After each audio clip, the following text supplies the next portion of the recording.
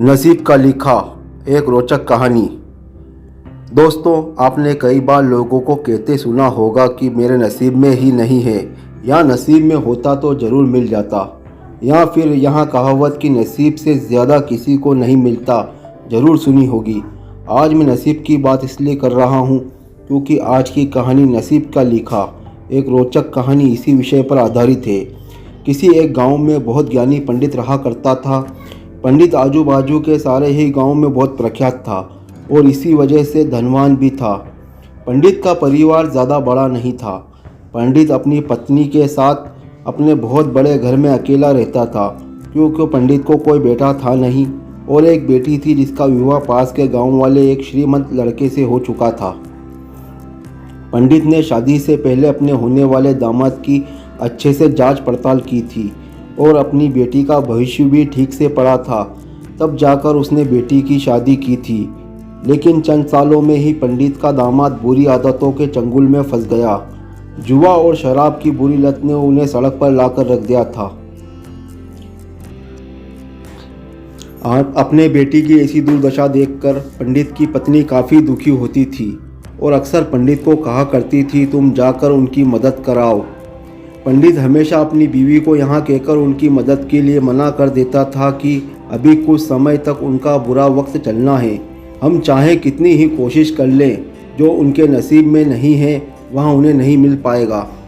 पंडित की ऐसी बातों से उनकी पत्नी काफ़ी दुखी हो जाया करती थी और मन ही मन सोचती थी कि कैसा स्वार्थी पिता है, अपनी बेटी को इतने कष्टों में देखकर भी उसकी मदद करने के लिए मना करता है।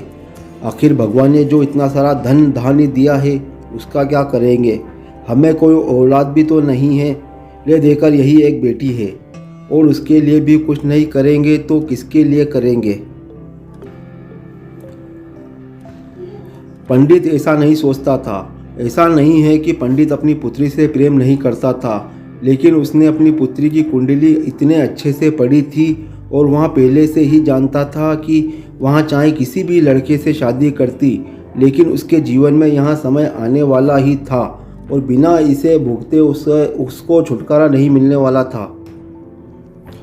एक दिन खाने पीने के लिए भी मोहताज हो चुके पंडित की बेटी और दामाद उसके घर पर आए।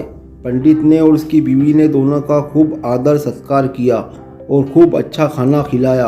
बेटी और दामाद की पंडित से सहायता मांगने की हिम्मत ना हुई, इसलिए वहाँ बिना बोले ही वापस अपने घर को लौटने लगे।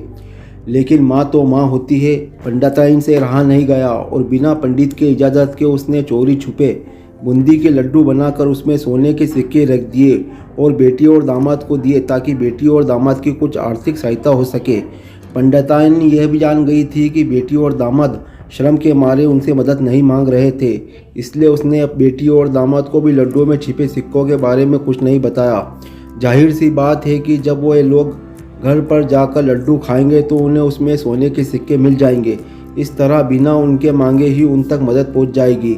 सोचकर पंडिताइन मन ही मन अपनी बेटी की मदद करने के लिए खुश होने लगी। पंडित के दामाद और बेटी उन दोनों का आशीर्वाद लेकर अपने घर की तरफ रवाना हो गए। उन दिनों गाड़ियाँ तो होती नहीं थी, घोड़ा गाड़ी या बैलगाड़ियाँ चलती थी। पैसे ना होते तो और चीज़ों के लेन देन से भी व्यवहार होता था।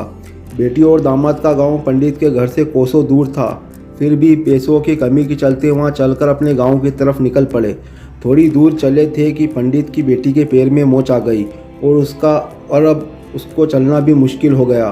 पंडित के दामाद ने जब देखा कि उसकी बीवी अब बिल्कुल चलने में सक्षम नहीं है तो उसने एक तांगा अपने घर तक किराए पर ले लिया। दोनों पति पत्नी तांगे में बैठकर घर तक पहुंच गए, लेकिन तांगे वाले को देने के लिए उनके पास पैसे नहीं थे, इसलिए पंडिताइन ने जो बूंदी के लड्डू उन्हें दिए थे वो किराए के तौर पर उस तांगे वाले को दे दिए। तांगे वाले ने बूंदी के लड्डू को लेकर वहाँ से चला गया। तांगे वाला अपने घर की तरफ जा रहा था, तब उसे एक हलवाई की दुकान दिखी।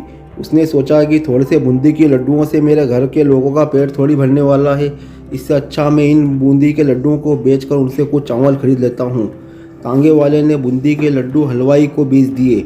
जिस गांव में वह हलवाई रहता था उसी गांव में एक आदमी ने अपने घर में पूजा रखी थी और उसी पंडित को उस पूजा के लिए बुलवाया था। पूजा में लगने वाला प्रसाद के लिए उस आदमी ने उसी हलवाई से बूंदी के लड्डू लिए जहाँ पर वो उस तांगे वाले ने बेचे थे। हलवाई ने भी उस आदमी को तांगे वाले से खरीदे हुए लड्डू ही पहले दिए ताकि वह ख़राब ना हो जाए, क्योंकि वह ना जानता नहीं था यह लड्डू कब बने हैं। पूजा खत्म होने पर दक्षिणा और बूंदी के लड्डू लेकर जब पंडित अपने घर आया और खाना खाने बैठा तो प्रसाद में लाई बूंदी के लड्डू खाते वक्त लड्डू से सोने का सिक्का निकला। इस घटना को देखकर पंडिताइन की आंखों में आंसू बहने लगे। पंडित ने जब पंडिताइन से उसके रोने का कारण पूछा तो पंडिताइन ने पंडित को सब कुछ बताया। पंडित से उनकी बातों पर भरोसा न करने के लिए माफ़ी मांगी। पंडित ने पंडिताइन के आंसू पोंछे और कहा कि तुम्हारी तरह मैं भी अपनी बेटी को बहुत प्रेम करता हूँ, लेकिन अगर हम उसकी मदद करते तो दामाद हमसे हमेशा ऐसे ही मदद की अपेक्षा रखेगा और अपनी बुरी आदतों को कभी नहीं छोड़ेगा। पंडिताइन भी अब पंडित की बातों से सहमत हो गई। 2-3 महीने बीत गए। पंडित के दामाद और बेटी फिर से एक बार उसके घर आए और इस बार उनकी परिस्थिति पहले से बेहतर थी, क्योंकि पिछली बार खाली हाथ जाने के बाद दामाद ने नया काम शुरू किया था और अपनी सारी बुरी आदतों को भी छोड़ दी थी। दोस्तों, नसीब का लिखा नहीं बदलता। यहाँ कहानी आपको कैसी लगी? क्या आप भी नसीब पर भरोसा रखते हैं या फिर आप उन लोगों में से हैं जो अपना नसीब खुद अपने हाथों से लिखना चाहते हैं?